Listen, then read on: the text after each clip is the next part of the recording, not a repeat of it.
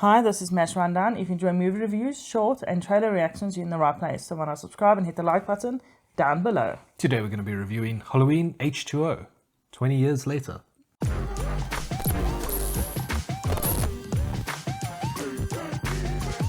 Halloween H20, 20 years later, is a 1998 slasher film directed by Steve Miner, starring Jamie Lee Curtis as Laurie Strode and Josh Hartnett as John Tate. 20 years have passed since Michael Myers terrorized his family and his hometown. Laurie Strode has moved to California and adopted a new identity. However, Michael returns to finish what he started. So let's go to the good. What I liked about this movie is something you could see from the get-go. It really looked like it was filmed better and had a way better budget. Yeah. And I think with the more modern take, with it looking more expensive, it does distance itself from the other ones. Especially after 6, it's probably a great thing that it's distancing itself from previous Halloween movies. And having Laurie back also distanced itself from those other movies because they completely rewrite the fact that she had the daughter, because that didn't happen in this movie. Now she has a son and she never abandoned him. So it changes the whole timeline. But saying that, I mean, it's not like they make her exactly the picture perfect, healthy person, because she obviously has some PTSD and is very traumatized. Overall, I'm just happy she's back. And what's very nice to see, especially in a slasher thing, she doesn't just run around screaming and that's the end of that. It's wait until you die. She literally fights back. And especially at the end, it's this big showdown. And that was very impressive to have the character, I'm done with this. I'm tired of running. I'm going to face up to my nightmare and that. And that was cool. I enjoyed seeing that inner growth to I'm going to face my fears. And I really like the fact that she's had it. She chops his head off. It's it. Yes. It's done. Although I know it's not really done because there's more movies, but I like the fact that someone finally did what I've been saying all along. I'm chopping in tiny little pieces so we can't come back. And she does that. Yes. I know some people complain that she had the tender moment where she touched his hand kind of thing. It's still her brother. She still can have a little bit of tenderness inside her. And, you know, serial killers are also still people. They're not complete devoid of emotion. Then looking at the bad, my biggest problem with this is there's a lot of potential. There's a good cast. We're coming back to Laurie Strode. It's almost like we're trying to get back to what made Halloween good. And there's a lot of potential in it. And it kind of just fizzles. It's a slow burn and it's not great. It's not good. It's Was Halloween ever good? the first one.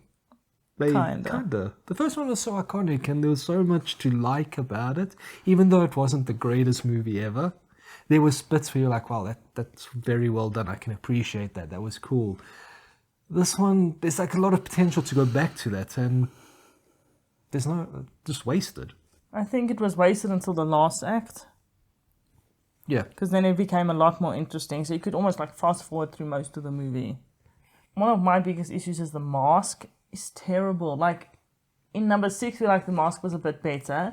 And now we get to number 7 and it's like, what the hell did they do? It was like so tight fitting that you could see his flesh.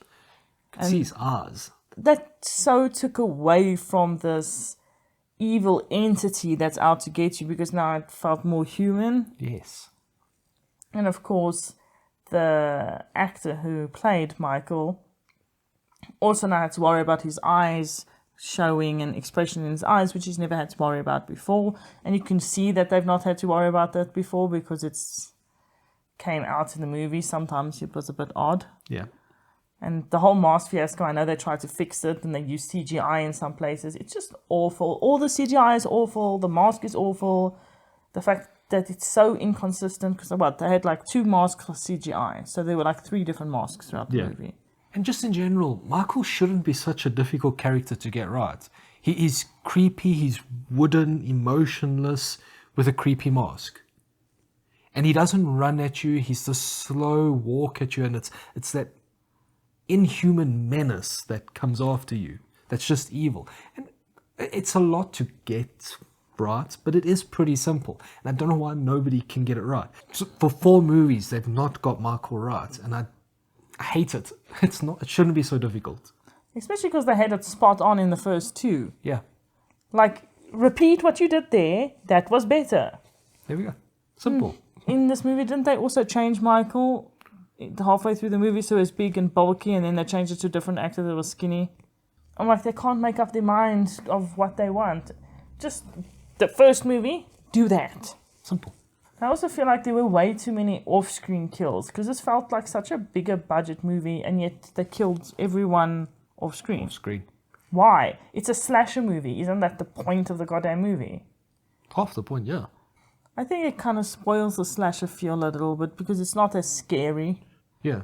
And you kind of dissociate it even more from it, because you dissociate a lot from these things because it's a movie, but now you don't even get to see anything. So it's like all the characters were throwaway, even though they spent more time developing those characters. Like, oh, they're not important enough to kill on screen. So overall, the movie's fun. It could have been good. There's a lot wrong with it. It's fine. It just fell short of what I would have hoped for. Yeah. Especially after the trailer and after looking at the cast. You think this is going to be really good. But it was pretty disappointing. Yeah. I think overall I gave it a 5. I gave it a 5 as well. These are a total of 5. So like we say, it was okay. In terms of who should watch it, I think if you enjoy the Halloween franchise, you might enjoy this movie. As long as you can ignore the mask thing, you'll be okay. So let us know in the comments down below. Should it have just ended here? Did we need more Halloween movies after this? Yeah, could his head not be gone and that's it? Don't forget to like and subscribe. Bye. Later.